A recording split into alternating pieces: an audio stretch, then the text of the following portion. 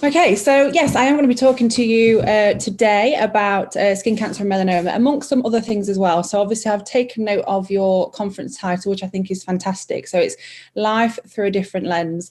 And if there's anything you take from this Saturday even, that's my northern bird coming out. If there's anything you take from this Saturday, it's about thinking about things differently and taking things with out of box thinking. It's so important to keep you sane, to keep your passion alive for the role as well. So I used to be a dental nurse. I did practice managing for a little while as well, and then went on to university to do what I'm doing now. So I'll tell you a little bit about me as we go along, but anything that I want you to take from today, if anything, will be the fact that you need to think about things differently. I think the speakers that you had today as well are helping you do that. They're going to open windows, open doors for you. You are dental nurses. The term I hate so much, and I used to say it, was, oh, I'm just a dental nurse. Never say that to me, because I will slap you. No, I won't, but I'll be really angry, because there is no such thing as just a dental nurse. So I was a dental nurse. I still am, I suppose, and I still do nurse for myself sometimes if I'm running behind and I'm an absolute diva and I've run out of time. But absolutely, you know, that you guys are so pivotal to not just the dental profession, but there's other things that you can go on to do. And hopefully I'm going to kind of incite a little bit of that for you today. So hopefully you can all hear me. And if you have any questions, please pop them into the Q&A section. I will do my best, try not to run over into the fabulous Diane's slot, but any that I don't get to answer, I will ask for them off Fiona. She can print them off and I can get back to you with those as well if we have an influx. Hopefully we won't. So the aims of today, I'm going to hopefully increase your awareness of the skin and smile connection, your role within the early detection of skin cancer and melanoma, alongside other considerations and other skin disorders. So when you're seeing a client that's coming in to see you, you sat alongside the clinician, what are you thinking about? What are you thinking about when they're in the chair with you? How can you help them? How can you help your clinician help them? How can you help them alongside your clinician as well? So there's so many opportunities for you today at the end of this. So a little bit about me. I'll try not to waffle too much, but as you know, my name is Annette Matthews.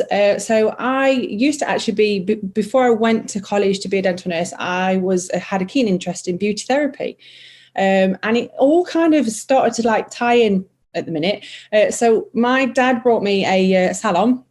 Very lucky, but it was back in God, when would it be? Like 2003, 2004 time, 2005, and it was when beauty is nothing like what it is now. So there was kind of no area for progression, no room for progression at all, and I just got really bored. Honestly, I'm not going to lie, how I came into dental nursing, I was scrolling through the newspaper, I saw a post for a trainee dental nurse, and I was like, I'd never even given it a thought, but as soon as I walked into that environment, I knew how I just loved it. You know, you get that feeling. That's why you guys are on here today. Hopefully you get that passion, you get that drive for it, and that's exactly what happened. So then obviously I progressed my way through, kind of used to sit there as a nurse, and I'm sure some of us do it and think, I could do that, I could do those fillings, I'm pretty good at that, I reckon I could have a go at that. And off I went to university. So again, that's another option for you guys as well to think about doing alongside. When I left university, you've probably got the gist already. I kind of get bored quite easy. I like to keep a lot of variation, and which is something that I recommend to anybody in any profession. I then obviously started to get into facial aesthetics. I just recently, about a year and a half ago, brought my own clinic, facial aesthetics clinic, which I intend to have as a dental surgery as well. I'm just going through the process for CQC registration and things, very stressful at the minute. So my dad turned around to me, he's like, so I brought you a beauty salon, and then you go to university, you do all this, and then you buy another beauty salon. I'm like, well, pretty much, yeah. So here we are, full circle, but things have changed, as we know, and it's developed somewhat. And it's not a beauty salon, it is a clinic, and there's more to it. I actually have two, and I think they're on here, so raise your hands, guys, two fabulous dental nurses that work alongside me at my aesthetic clinic, and they have started doing different things alongside their dental nursing, which is, again, they raise their hands. So it's Sarah and Ali. They're doing things alongside their dental qualification to nurture what I'm doing with my clients, to get their own clients, and literally we're just having a ball when we're going to take over the world, I think, between us. So here we are to kind of incite you and excite you as to how you can do this with your own patients in your own clinics and with your own clinicians as well. So there's a bit of a clip of my surgery, clinic even. Happy client there. So we've just done some treatment on her. We offer skincare, we have aesthetics, we've got beauty treatments, relaxation, which is Ali and Sarah as well. So they're dental nurses, they do reflexology, they've done beauty treatments, they do skincare treatments as well. And I'm also a training academy alongside. As I've mentioned, the direct access smiles is hopefully coming soon at the end of next year. It should have been this year, but I think we've all written that off now, haven't we? But anyway, so where did it all start? So as I've mentioned, I kind of left university as a dental therapist, a dental hygienist, and I was kind of like rabbit in the headlights, didn't feel prepared. My previous name before I was married is Smith. That's why it says it on here. But what I was presented with is lots and lots of individuals coming to see me for dental treatments, being referred. I wasn't really into direct access in the beginning, but there was a lot of things coming through the door, or people coming through the door, and there was a lot of stuff going on with their skin. So I'm guilty of tunnel vision, but I also like to think outside the box with things as well. And people were coming through the door, and I really wanted to help them with other things. We'd have that conversation afterwards, and the nurse and I'd be like, kind of like, did you see that thing on their forehead? Or did you see this? Or did you see that? So the passion really grew from that. And within a month of qualification, I had, I don't know the exact numbers, but there was a lot. There was kind of 3 or 4 basal cell carcinomas, a squamous cell carcinoma, and a melanoma upon first graduation that I referred on. Both I and the dental nurse spotted these things, and between us had that conversation, sent the referral on. So it was kind of like that finger pointing down at me. It was kind of like, Annette, you need to do something with this. And that's what it felt like. So off I went, and obviously really kind of jumped into the whole skin and aesthetic side of things as well. So that's where it all came from. And sometimes it is that, I remember who I used to nurse with when I first started, and what the things they used to say to me, and how that used to kind of feed me on. So I really do hope that you have supportive clinicians around you. And if you don't, you need to go out there and find them, because they are the ones that will, like today, of course, as well, obviously networking and being part of the society is so important. I don't know if you saw my video that I did the other day, but it really is, because it is isolating. I was isolated. I was what they call a therapist, hygienist in a box. Before that, I felt like a dental nurse in a box. And what I want everybody to be is a jack in a box. You pop out that, and you get out there and do what you want to do with passion, and obviously putting your patients first. So when we start to kind of go into this out of box thinking and start to look at things like this, and you're working with a clinician and you're happy, we have good and bad days. I still get grumpy, trust me. We all do. But when you start to do that, you really start to see a change in both how much you love your job, how your clients react around you, how your patients react around you. It literally becomes completely different. And since I've been taking that mindset with both my nurses and with the rest of the team, the amount of presents that I've had is ridiculous. And that if anything, that shows a happy clientele, and that's what it's all about. And it's obviously a bonus to get some presents. So this is something I use quite often. I use it a lot in my talks, and it's about a window of opportunity, not just for us as clinicians. Okay, so I am completely guilty. And not everyone will admit it, but they are.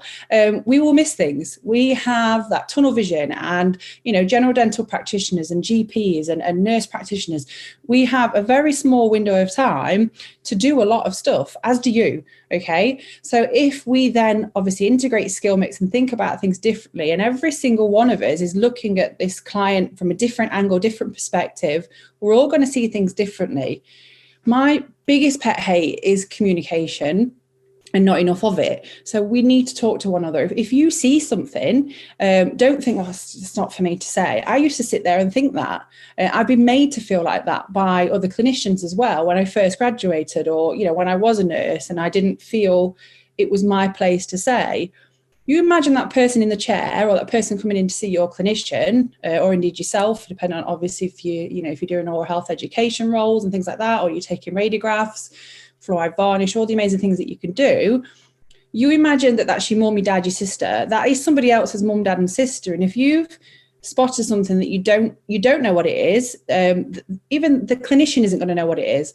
That's where the referral process will come in, and that conversation. It's about using that window of opportunity to have a conversation.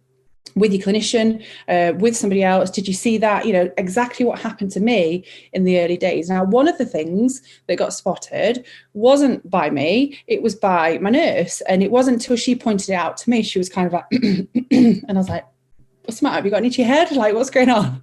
And then we had that conversation after, like, oh my God, I didn't see it. So luckily the patient was coming back a week later. And obviously that's when it all transpired and came from there. So please, please do not sit there and think it's not my job to say that. How we deliver it is important, obviously, and we don't just kind of blurt it out. And that's what the mass accreditation will help with, as we're going to go through this morning as well. This afternoon, and see. This is live, I promise. It's not morning. So something I say quite a lot, obviously, scope of practice, we need to be aware of that. We need to know, our boundaries and where we can go and what we can do.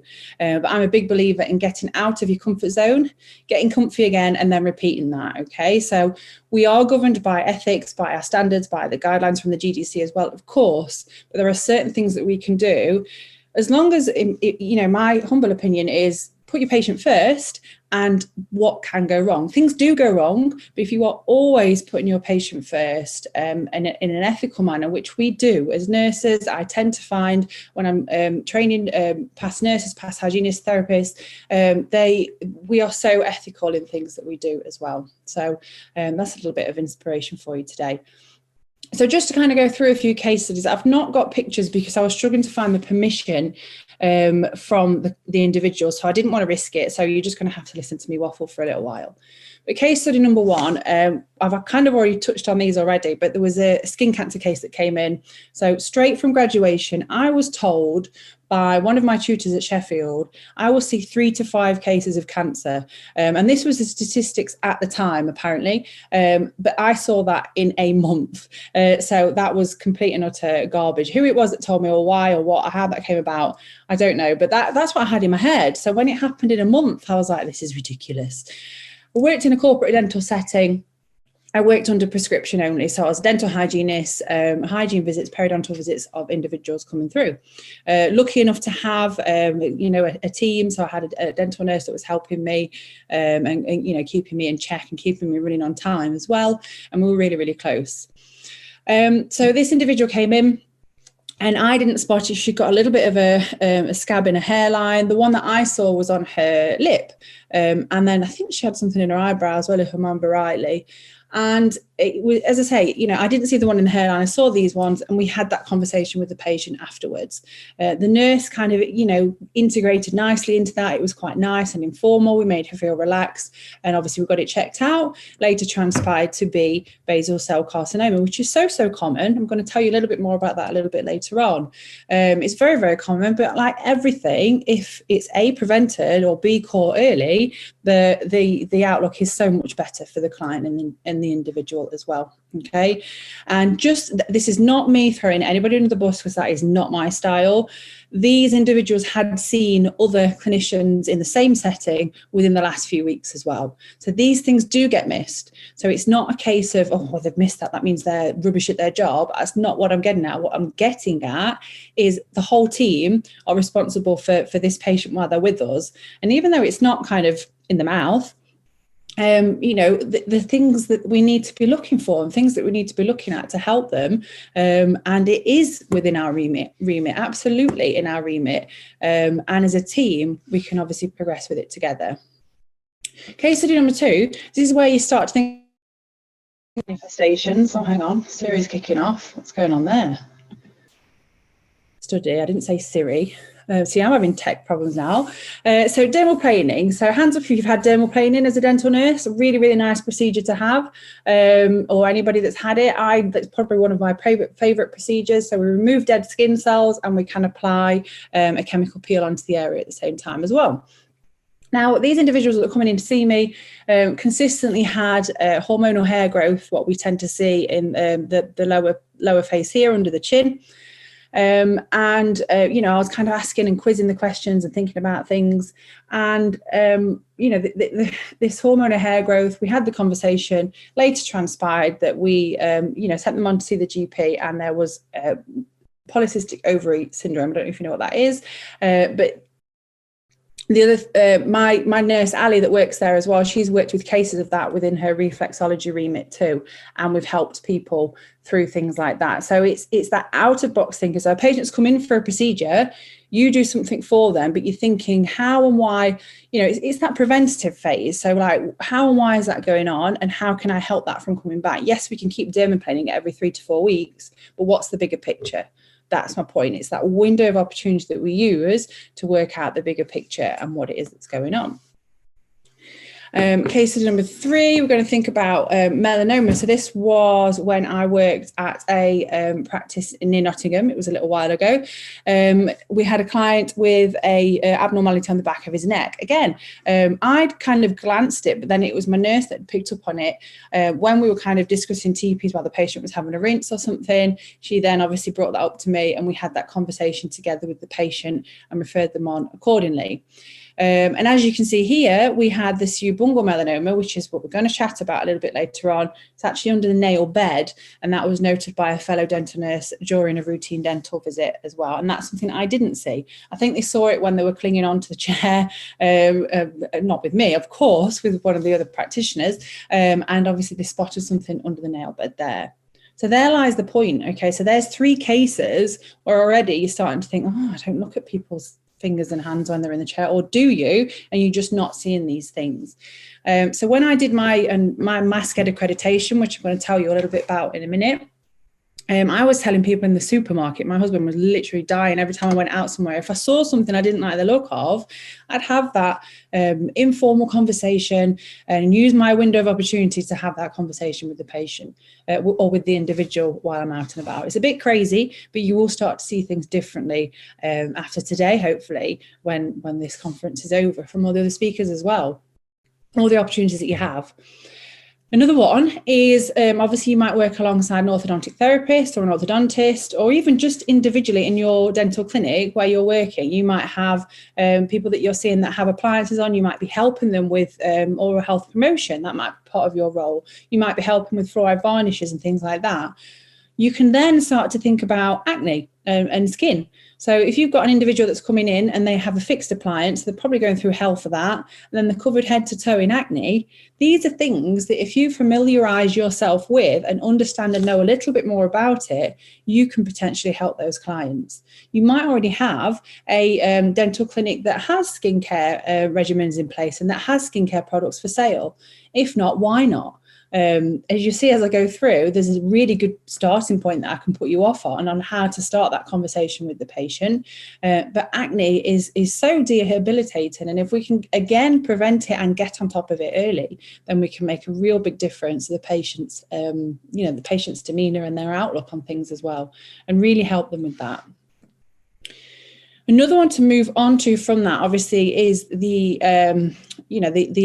emotional well-being of our patients as well.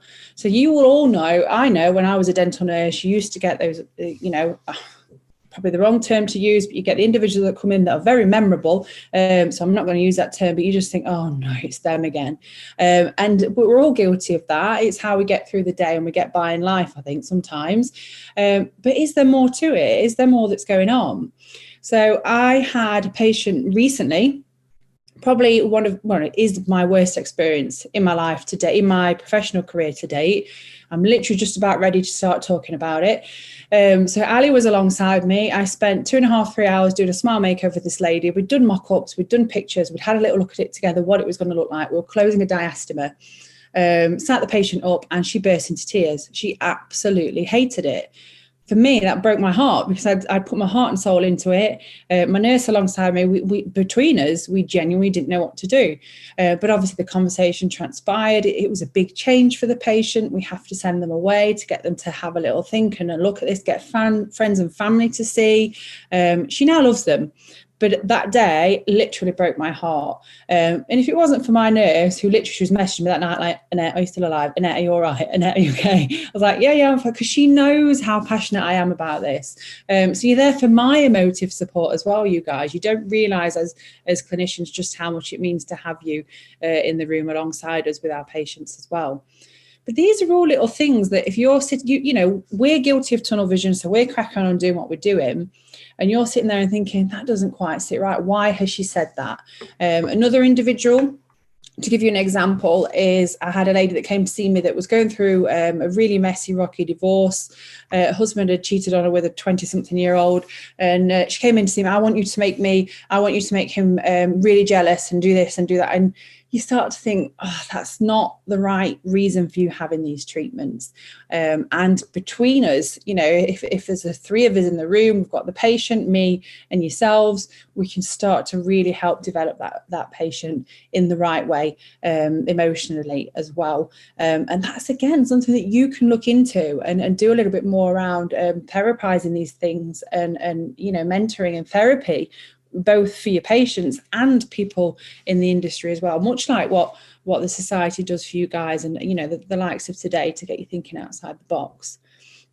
So the most frequent body areas of concern are the skin, the hair and the nose, around about 37%. But any area of the body can actually be that focus of preoccupation that they don't like about themselves. So, you know, alarm bells will ring if you are maybe, you know, treatment liaison and you start to kind of see these things. You should, as a practice, in my opinion, have some form of form or kind of thing to work out if there is more going on emotively before we move on with any treatment plans. But that's just my humble opinion on that, really.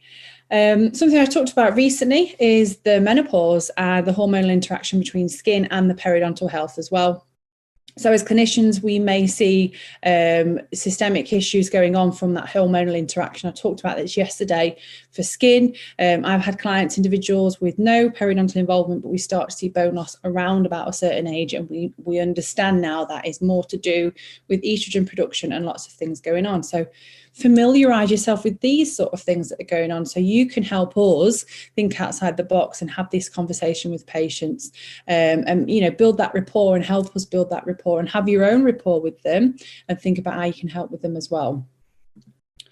And then case study number 7. So this, you know, individuals come and see me for lip augmentation that might be having lip filler. But first, we naturally need to be starting with the foundation, which is skincare, which is where you guys can come in and help as well. Orthodontics, so they may need to, obviously, the reason their lips aren't looking in the right way is because obviously what's going on dentally and orally. And then obviously composite bonding can actually change the way that the lips sit around the face as well. So it's not just a case of just popping some lip filler in there at all in any sense, okay? So hopefully you kind of think a little bit more now about those individuals that are coming in to see your clinicians or even see you. You know, if you're lucky enough to have your own appointment book for, you know, clients that you're seeing for fluoride varnish, you might be doing oral health promotion. You could have obviously day lists of radiographs alongside to help with clinicians in busy practices. That's what I used to do when I was a nurse. I used to work in a surgical dental practice working alongside the surgeon. I used to have kind of day lists where we'd go through and we'd do radiographs and take them ourselves.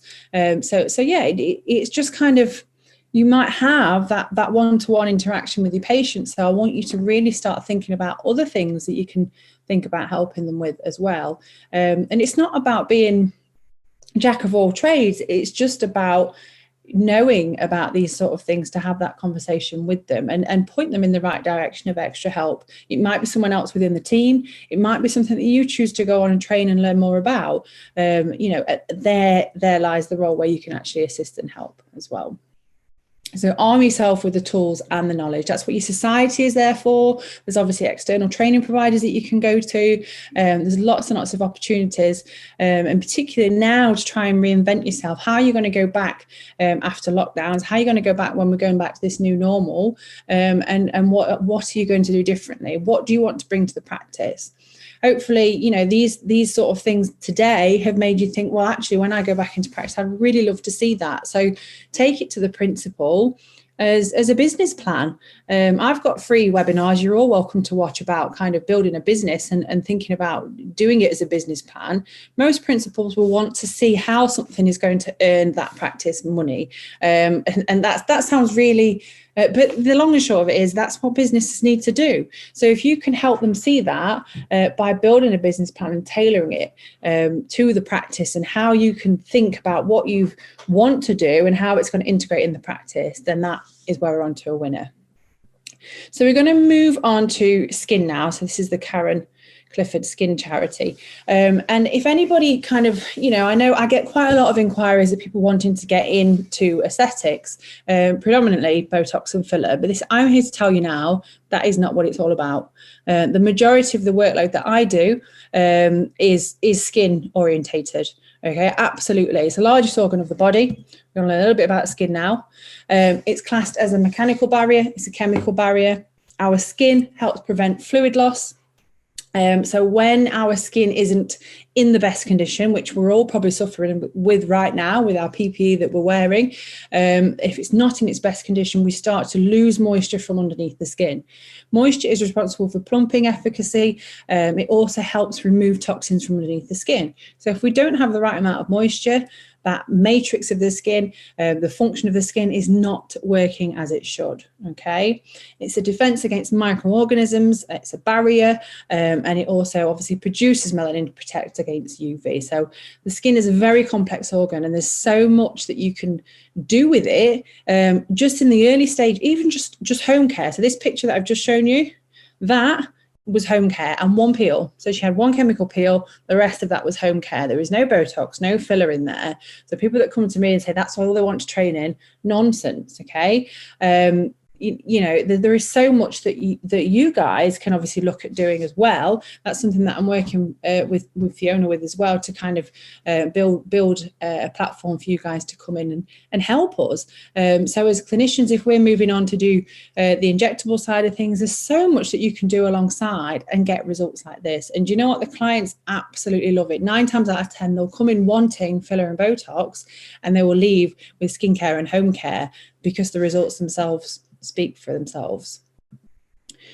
So I've just kind of highlighted the sort of things that you can think about doing as dental nurses here. So there are certain chemical peels that we can get you trained up alongside. Skincare is huge. I've talked about this already. If you've not got them in the dental practice, then you should be having these products in there to help your individual clients. Dermal planing, I've mentioned that already. There's microneedling, radio frequency, there's electroporation, all these ways that these are classed as collagen therapy. And then more importantly than anything is the prevention and the education. So if you arm yourself with the information that you can help your clients with, and that's the first place to start. Okay. I think we're going to move on to the mascara now in a moment.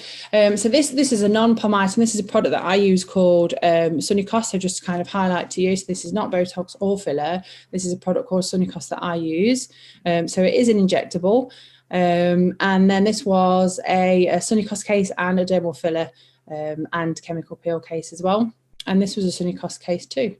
So this is a non-POM item. As dental therapists and hygienists, as you know, I myself am a non-prescriber, but I am obviously degree level trained in terms of the anatomy and things like that. So that is where it comes from in terms of the injectable side of things. And then this was a Sunnycos case as well. So I just wanted to highlight this fantastic result. This was a chemical peel that we used. So this is a peel, a course of peels, and I think we did some needling alongside as well to get a really, really nice result, pigmentation that this lady had. Acne, we've talked about this already. Obviously, the reason that we start to get acne, there's many, many reasons. Some of it can be hormonal, it can be intrinsic, it can be extrinsic, so it can be caused by external environment, poor lifestyle and habits as well. Okay.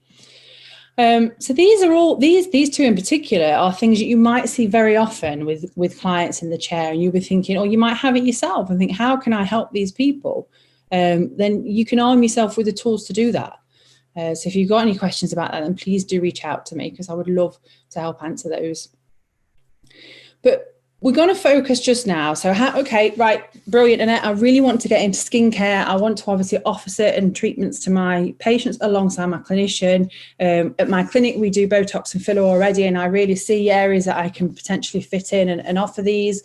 I do all health promotion, and I want to, talk more about skin. That's great, but where do I start? So this is where I talk about that business plan that you need in place to go to your principal and say, this isn't. I've had this idea. I've seen this webinar. I want to move forward with this. This is where you can start. So absolutely every single person in a public facing role should have this accreditation under their belt. So what the accreditation will do, it will arm you with the tools to kind of have that conversation with the patient that I've just been talking about. So you might see an abnormality, you might see some pigmentation on the skin, you might see some moles or a mole that's changing on a client that you're seeing regularly. And a patient that you've got a really good rapport with. I know you nurses are really good at doing that. Then this is where this conversation will come in. So it's not just for clinicians, it's for anybody, okay? There are two types of the accreditation. There's the one for healthcare and beauty professionals, and then there's one for people who are referring. So these are clinicians like myself, like the GDP, like even GPs, they can do the referral side of things, which involves the NICE guidelines in there. The one in particular that I recommend for you would be the health, hair and beauty one, because obviously there are so many things on there that you're going to pick up, and we're just going to go over that now. But a little bit about the charity. So they're always looking for ambassadors and success stories, okay? So I've kind of been carving the way with this for hygienists and therapists, because that's my role right now. And we've had cases just this week of a hygienist and a therapist that have picked up on a potentially deadly melanoma, so the worst form of skin cancer, in a dental visit. So like the ones I've just been telling you at the very beginning, a conversation was had, a patient was referred, and it has been removed. And hopefully, there'll be tests done around the lymphs to make sure it's not travelled any further.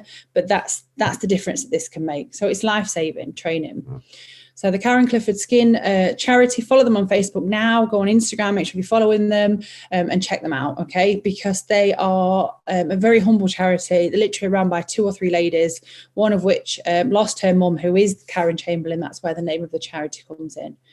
So if you are looking at doing any ambassador work or anything like that for any form of charity, I know these guys are always looking for people as well. So please do give them a look out. What time are we on? Oh, we're all right. Okay. So discovering the facts. So over 210,000 cases of non-melanoma skin cancers are diagnosed every year, making it the UK's most common cancer. So I've already talked about how common this is, how many times you will see people with things on their face, and they might even say, or neck and décolleté, wherever it is, oh, I've had it ages, it's just started to change a little bit. And it's that, these sort of things that we need to take note of. So rates of melanoma, which is the deadliest form of skin cancer in Britain, are rising faster than any other cancer. And that's a scary thought. There's around 1 in 36 UK males and 1 in 47 UK females will be diagnosed with melanoma during their lifetime. It's the biggest killing cancer between 15 to 34-year-olds. Okay, so there, for me, that's where the health, the hair and beauty industry will come in with this accreditation, because a lot of the clients that they see are of that younger age group potentially, and obviously we're still responsible. So when these individuals are coming in and these patients are coming in, this is something that we can start to think about. It's not set in stone. That is obviously just the average statistics at the minute. There's around 2,500 deaths from melanoma every year as well. And the treatment of this skin cancer alone is costing the NHS an estimated £500 million a year. So if we can spot this earlier, it's going to be saving the NHS money as well. And that's where we can come in. The most compelling fact of all is the fact that 86% of this is preventable. Now that's crackers. And I know it's the same in dentistry. A lot of what we're dealing with on a daily basis is preventable with education. So you might be sat there thinking, Annette's been waffling on now. I really don't understand why this has got anything to do with me or what I'm going to do on Monday morning. Well, of course it has, because it's a conversation that you can all have. We can all educate our patients. We can obviously have that conversation from either in the surgery all the way from the surgery to the reception desk. Every single one of us can actually make the difference from thinking outside the box and doing it in that way. So the training program that I've talked about has been developed to provide medical and healthcare practitioners with accessible, cost-effective tools. It gives you the confidence to refer, if you are obviously able to refer as a clinician, or to help signpost patients to the appropriate colleagues, okay, and all the services that they need to see. So these guys have also partnered up with a company called Skin Doctor. You can actually take a picture of an abnormality and send it in, and a qualified registered dermatologist will look at it within 3 days and give you an answer as to whether or not it's urgent and send you on that urgent pathway if it's needed. It's not a free tool. That is, you do pay for that. But, when you sat there thinking, especially in the climate that is at the minute, and you've got an individual that's come in and they want to that they've got something that they're really concerned about, and you can't help them, you can't refer them on, then that is an amazing tool that we can tell our patients about. So it's an online training tool. You get a printed resource with it as well. You get like a PDF that you can either look through on your phone or your laptop, and then they also send you out a printed one. And then it's a bit like a test. So you're literally just going through, you're looking at abnormalities, you're looking at things on the skin, and you're just trying to work out what it is, what it could potentially be. You're not diagnosing. That's not, even I can't do that. Even the top dental surgeon in the UK can't do that. The only person that can do that is the laboratory that will take the biopsy, and then you'll get that feedback of what it is. So it's not a case of, I'm not very comfortable about that because I don't think it's my remit and I can't diagnose. No, that's right. We can't. The only person that can is someone within a laboratory setting. Sorry to interrupt you, Annette. It would appear that there's people trying to get back in and you're host, so you're the only one who can let them in. I know you're on a roll, but I thought if I don't jump in. Yeah, I'll bring them back in. Thank you. Sorry. Yeah. I think that's it. There we go. I'll keep an eye on that anyway, but just keep me posted, Fiona, if they can't get in. So yeah, absolutely every single one of us is accountable. And it doesn't mean, it's too much responsibility. I don't want that. It's about sharing that skill mix and integrating it across the team. You might see something that I didn't, and it's about having the confidence to speak up when you do. Hopefully you already do that already, but I understand if you don't. I've been a dental nurse, and you kind of feel, I've been a therapist and been made to feel like I shouldn't be saying something, but I'm telling you now that you should, and you have my permission to say, I've seen a little bit of something there, did you see that?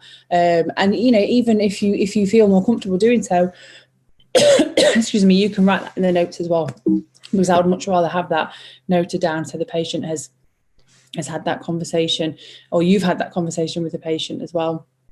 It's something to kind of bring up in the practice about how you're going to encroach it. That's the best way to do it. Communicate with one another as to how you're going to get this to work. So there's potential impact on the current practice. So it's going to increase your confidence. It's going to enhance your practical skills, because you're going to start thinking about the skin and thinking about things that are going on as well. Early identification, so you're going to spot these things early alongside your clinicians, which is going to increase that long-term survival rate as well. Increasing awareness, okay? Not all abnormalities follow the ABCDE rule, which you will learn about on the accreditation as well.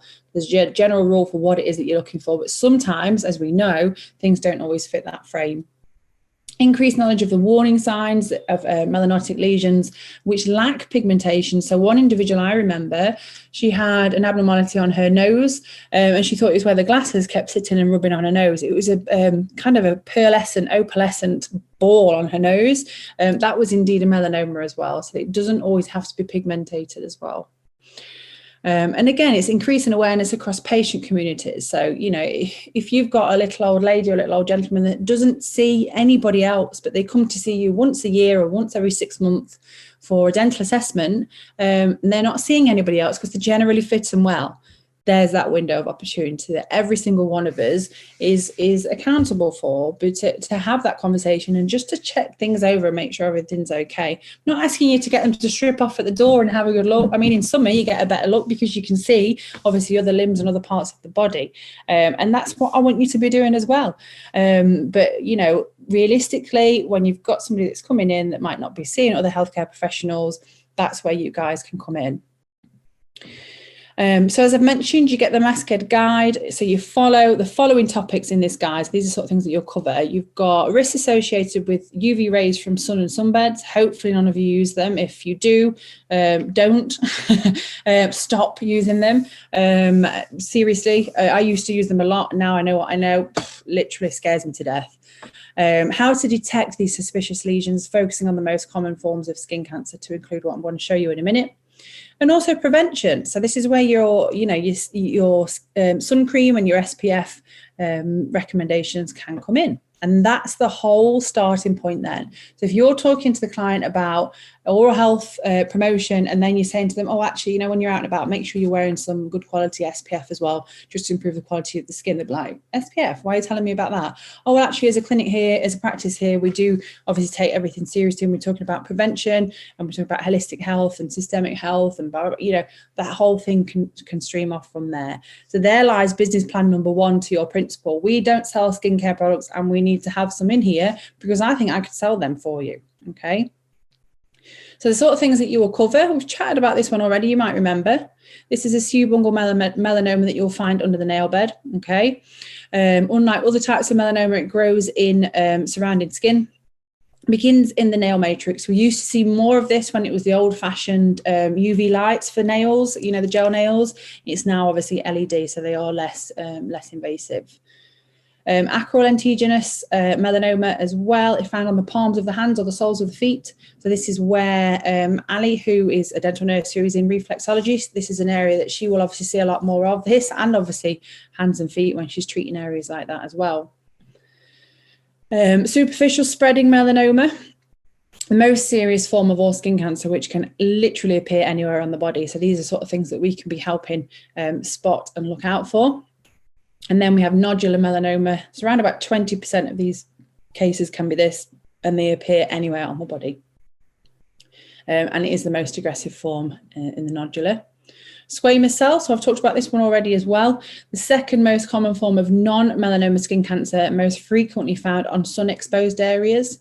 So, it doesn't look atypical. It may look very different. It may look like a spot. The lady in particular that had one on her head that we talked about, this was in her hairline here. So we've got older patients that come in and see us, and again, they might not live with anybody else, might not have any surviving family. Tops of head, how often will that gentleman who's out in the garden all day or playing golf all afternoon, how often, that's really stereotypical, but I'm just giving it as a guide, how often does he look at the top of his head? But when he's with us, behind his ears, how often is he going to be able to do that? But when he's with us, that's what we're there for as well. I'm not asking you to kind of move, it's just about looking and thinking outside the box as well. Basal cell carcinomas, these are the most common ones that I'm finding at the moment, the most common form of skin cancer, and it's most frequently found on obviously exposed, sun-exposed areas as well, but it can be anywhere. So just a quick one, bit of education, I've got about 15 minutes left. What is melanoma? So it's the literal translation of melanoma is black tumour. So a little bit of skin anatomy knowledge for you here. So we've got multiple layers of the skin. This little dendrite cell, so it's a bit like a star, sits at the bottom, is called I've forgotten, melanocyte, brilliant, Annette. It's called a melanocyte, and it produces melanin. The melanin is then kind of pushed in between the skin cells, and that's what gives our skin its pigmented colour. It gives our skin the colour. When this melanocyte cell is damaged, and continuously damaged and starts to form an abnormality, and things start to go wrong, we start to get a buildup of these actual melanocyte cells, and we get what's called a melanoma. Why it's the most deadly type, if you just look where it is here. So it's in the live part of the skin. So this is the dermis. So you've got all your nutrients and blood and everything sits in this area here. And this is where all the good stuff happens. But it also creates it to be systemic. Okay, so this is where you'll get metastatic melanoma. And obviously chunks of it will break off and it will move and be transported into other parts of the body and start to cause the same things everywhere else. That's where we start to get these malignant tumours that form. So it is the most deadly form. It is one of the only forms that you can actually see physically developing. So in cancer, sometimes it's a lot of stuff going on intrinsically we don't even know. Whereas with skin cancer, you can see it. in particular this type, you can actually see it forming in its very early stages. And if we catch it early enough before it's had chance to metastasize and travel around the body, then we're going to save lives. So these are the sort of things that I want you guys to be thinking about when you've got patients coming in alongside your clinicians or patients of your own. You can really make that difference. So is it your remit? Hopefully you've now changed your tune on that a little bit and you're thinking, well, actually, yeah, when I go in on Monday, I'm going to be starting to look for these things. And I don't expect you to go in with a dermoscope and start thinking about this. You know, it is just about changing your mindset and helping clients with this in particular, and arming yourself with the tools to think about it a little bit more as to how and where you can help them. Good old Kevin. So SPF and TPs as standard. Okay, so when a patient's come in, this is what I mentioned. How do I bring this up with the principal there? You know, I know I've got a therapist and hygienist I work alongside, or I work with a dentist who I think are really good at this. Help them kind of integrate it into their discussion with the patient. So I used to sell interdental brushes alongside their SPF as standard. The patients at first think you've lost the plot, but when you start doing it, they think, well, actually, hang on, yeah, all right, yeah, okay, I get that. So arming yourself with the tools and more knowledge around skin is definitely important. Use that window of opportunity wisely. It's my advice to you. This is an amazing park, actually. It's up in, I can't remember what, it's somewhere in York. And as soon as I saw the mouth, there was a massive queue behind me. I was like, you can wait, I need a picture in this mouth. But it like opens and closes. So we had to it was very staged because I knew I'd be using it on talks. So it's a very staged photo.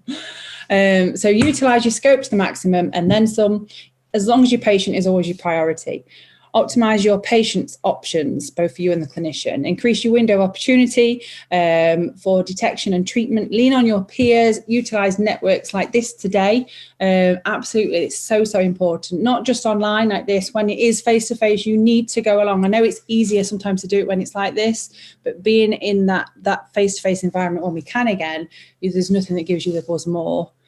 Don't let yourself be that dental nurse in a box or that therapist in a box like I was. Aim for the moon and reach for the stars.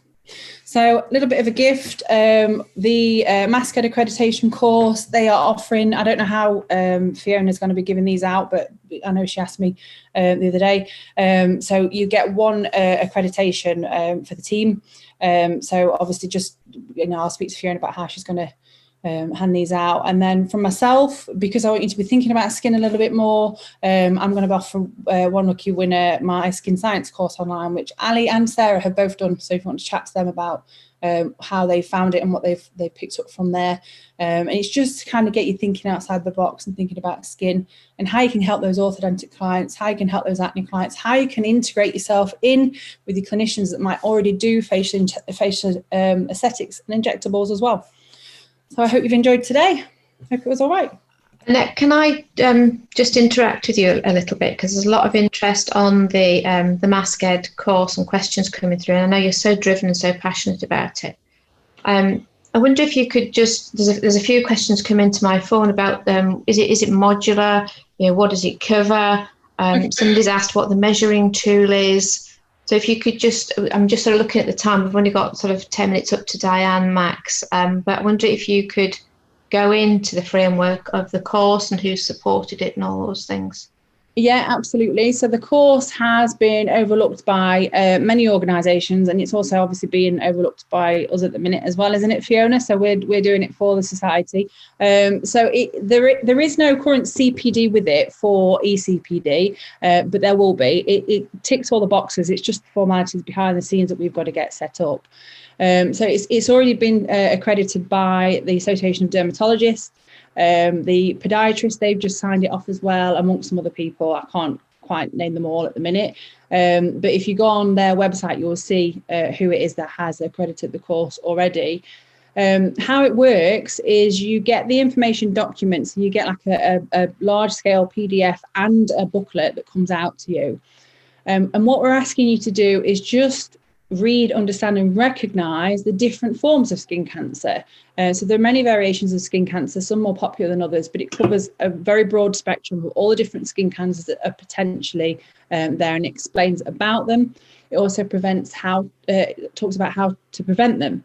So it's an education tool to arm yourself with, because then when you go on to do the assessment at the end, you can come in and out of that as many times as you want to. You can pause it, stop it, go back to it and back into it. You are basically presented with lots of pictures. So it's very, if you're like me, I like to see things and do things that way. And I think most of us are in this profession. But you'll have a picture of, say, a melanoma, and then you'll have to kind of risk assess that from the evidence that you've taken from that booklet. And you're not diagnosing, but you're looking at it and thinking it could actually be this. Why?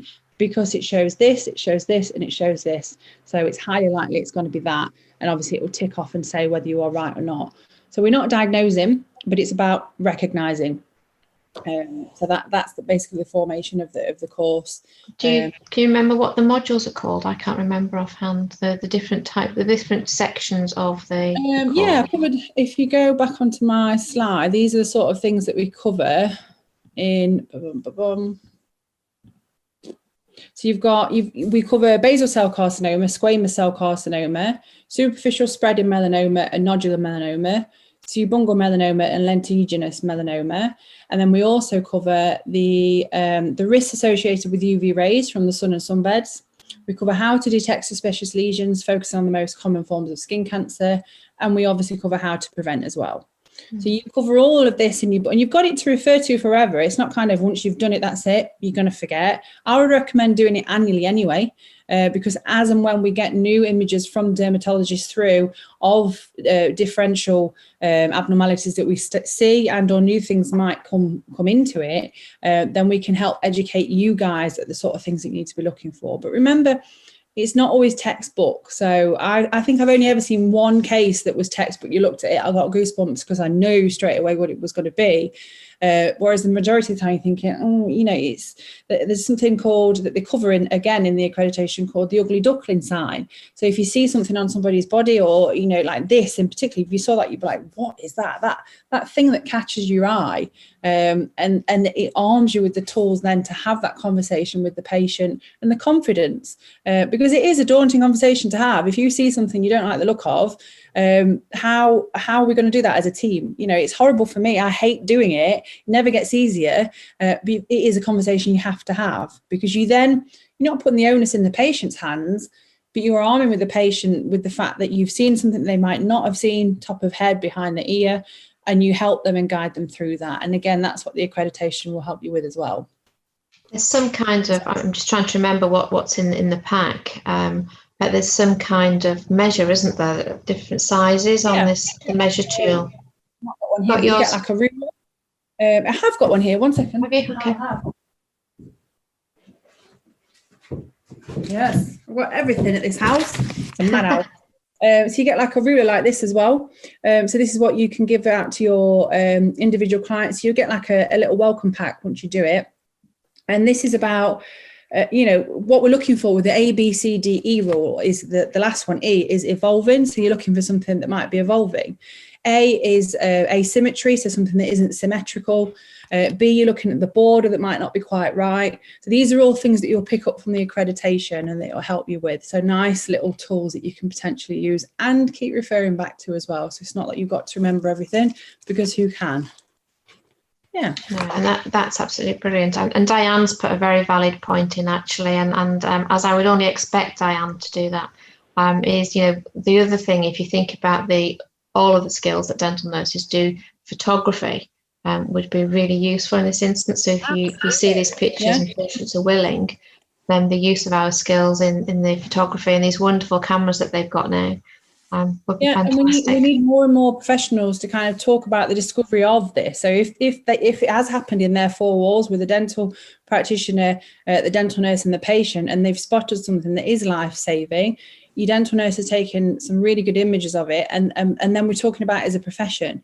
That in itself is going to get us more recognition across other professions, which is obviously so important for patients to have that integrated communication with other healthcare professionals as well. About using all of our skills together collectively. Absolutely. It's a really good point, because I'm doing some joined up work with general nurses at the moment, and we're looking at what could be extra modules that there's a crossover between professional groups, and this particularly around the face, head and neck would be really, really useful. Just before I ask if there's any questions, Diane's asking if you can let her in. Oh, she's in, I think. Please. No, I am, but I'm watching you on my iPad, Annette. Yeah, sorry. There we go. Sorry, thank you. I'll turn you off my iPad now. The gatekeeper, Diane. Only for now.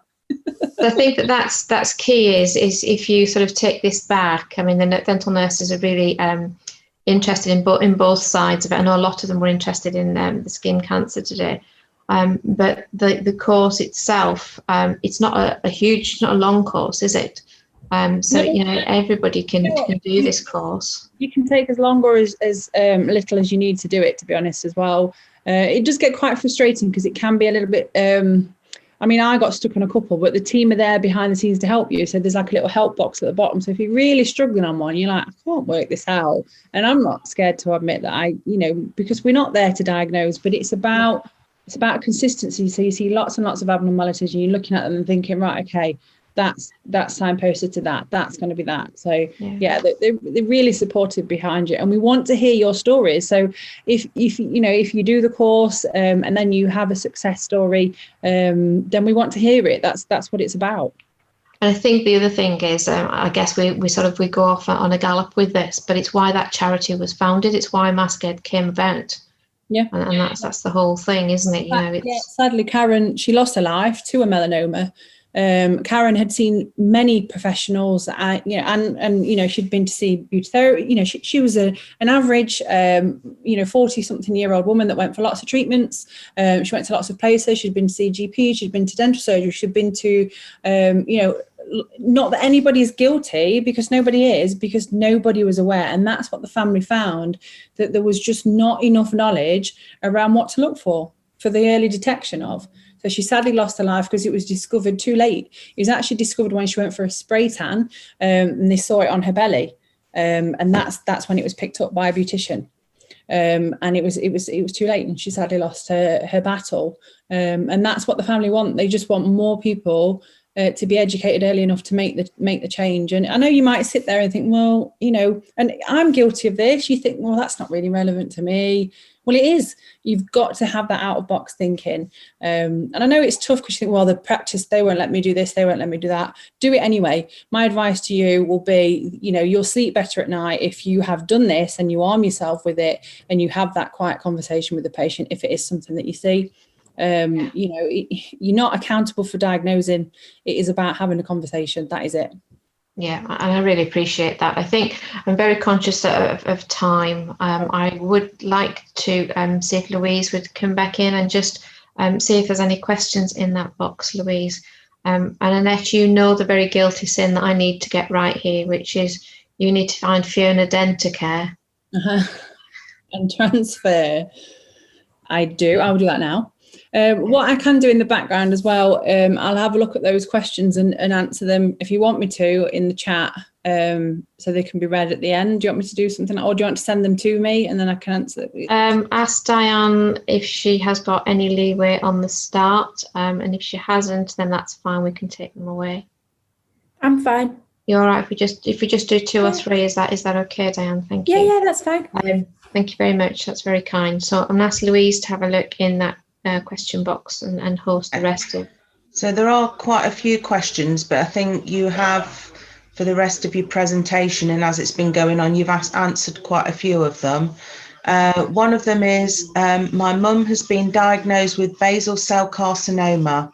However, wearing face masks is aggravating it.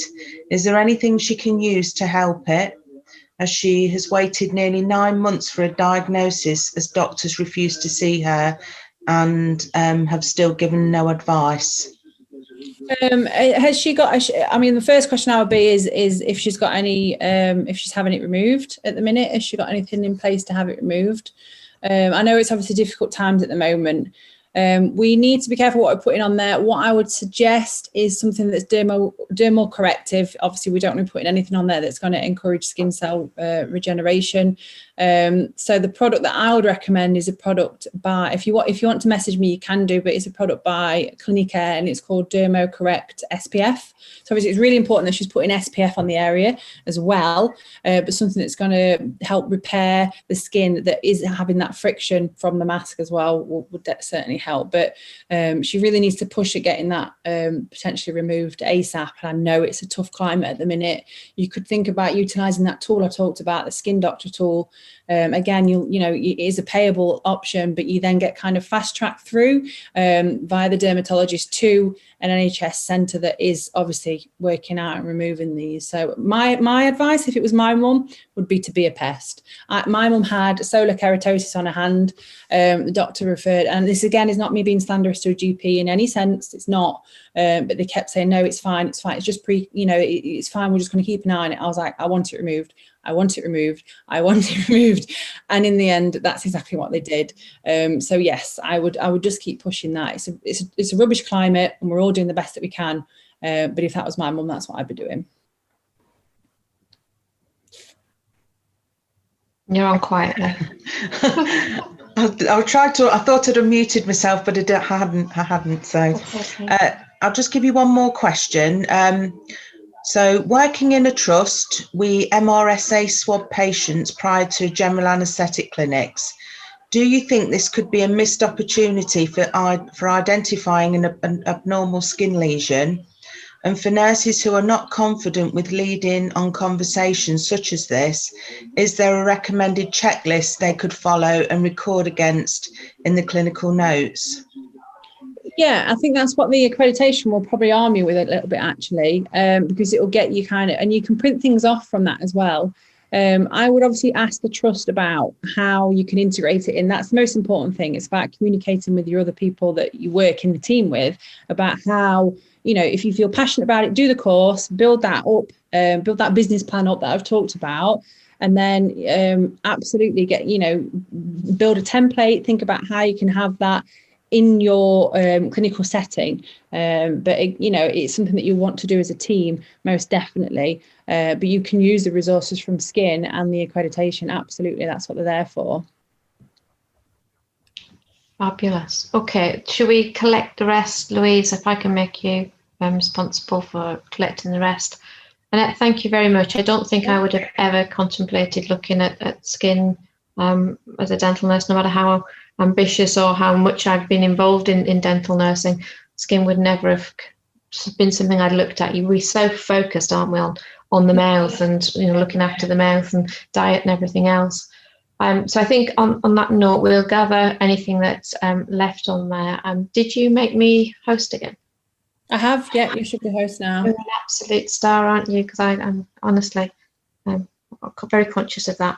Huge thank you. Lots of questions going on. I know your nurses have been answering some of the questions as well. So I don't know whether you want to sort of have a look in there as well, because it's in the chat box actually. So you might be able to see quite a lot of them, which would be really good. But thank you guys as well for having me and for the opportunity to talk to you. Always excited to talk to fellow. That's fab. And we will work out the courses that we're giving away is the wrong word, because there'll probably be a prize or something.